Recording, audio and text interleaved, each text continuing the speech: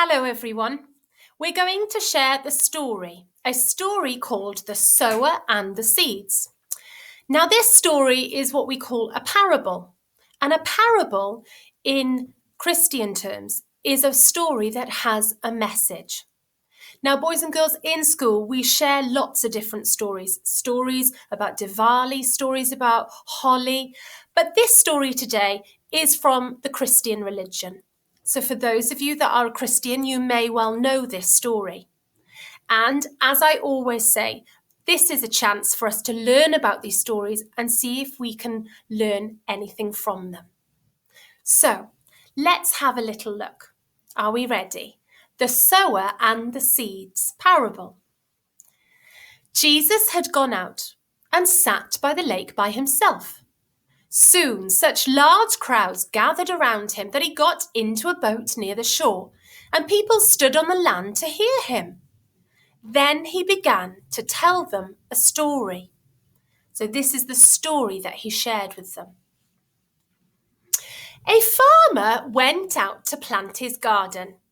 As he was throwing the seed on the ground, some fell on the hard path nearby, and the birds came and ate them. So can you see on the picture, look, there the farmer is, and he's throwing the seeds, and look, the birds have eaten them. And so they're not going to grow into anything, are they? The next seeds fell near some rocks the farmer had in a pile nearby. So look, there's the rocks, and he threw them onto there.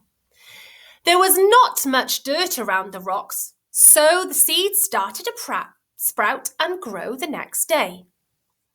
When seeds aren't planted in the dirt, they don't grow roots, which help them stay strong and wet, which help them grow properly. So although they grew a little bit, because they didn't have very strong roots or roots at all, they didn't grow, did they?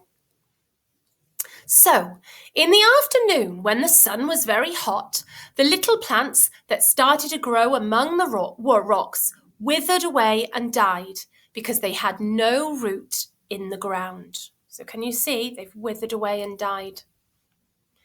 As the farmer continued to throw seeds onto the ground, some of the seeds fell among the weeds and thorns that he hadn't pulled out. So look, there's the seeds and all of the thorns there, look, and the seeds are falling there. The thorns grew faster and taller than the seeds, so the seeds couldn't get enough sunlight and were choked by the thorns. Finally, some seed fell on the good soil that the farmer had worked and dug holes for the seeds to go into. Those seeds made plants, and those plants produced lots and lots of vegetables. So they had good soil, they had enough water, and they had enough sunlight, didn't they? Jesus said, when people teach you things, they aren't planting a pretend seed in your mind.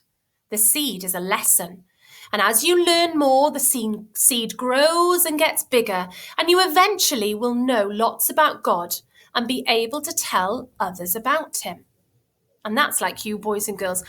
When you're learning and practicing all of these things, we're helping you to grow, aren't we?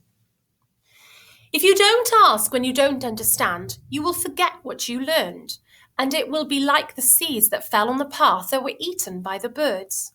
You will forget, and the seed will be gone from your mind, and it won't grow.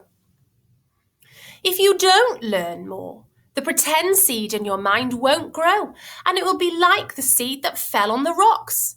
It grew only for a short time, and then it died.